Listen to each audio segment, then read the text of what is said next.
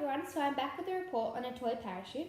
Today I'll conduct an experiment that tests how the contact force air resistance affects the speed of the parachute, and I'm going to talk to you guys about how to conduct the experiment later. So basically in my testing, I'm aiming to find out if more air resistance powering a large parachute affects its speed.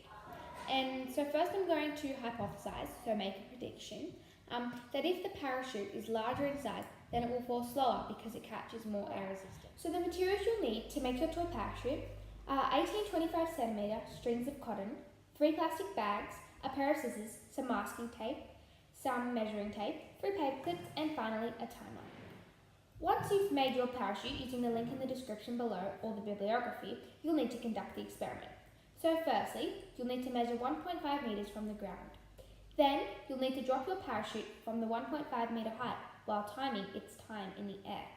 Record the time of the parachute and finally repeat this 3 more times to ensure an accurate result. So guys, the plastic, the cotton, the tape and the paper clips, as well as the height that we drop our parachutes from, that is all control variables, meaning the things that we keep the same to make the experiment valid. So the size of the parachute is the independent variable, so the thing that we change and the thing that is basically controlling the entire experiment.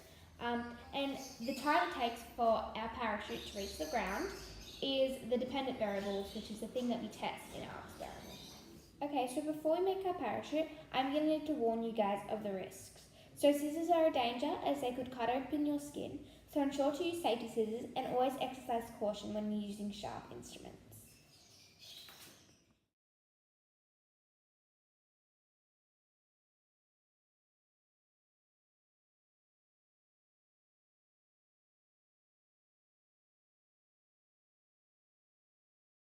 So here is my free body diagram.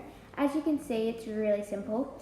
The 2 arrows represent gravity and air resistance. The gravity arrow is larger as the air resistance isn't dominant enough to stop the parachute from falling. Air resistance is the most significant force that takes place in the action of the parachutes. The air molecules collide with the surface of the parachute and push against it, keeping it drifted and suspended in the air for a longer amount of time.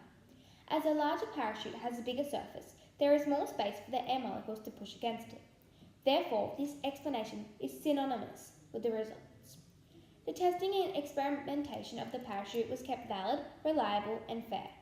I knew this through the use of my controlled variables. So the materials, the 1.5 metre height that the parachute was dropped from, and the condition that it was dropped in. Significantly, I tested each parachute 3 times to ensure a reliable result. So guys, if I were to sell my parachute in toy stores, I would need to touch up quite a bit. I would change the plastic to a more lasting and sturdy type. I would secure the cotton down to the parachute in a much more stronger way, and so knot it and glue it down, and so paste some more tape on it and just make the whole thing more sturdy and more. So the investigation into how air resistance acts on a parachute in action was successful.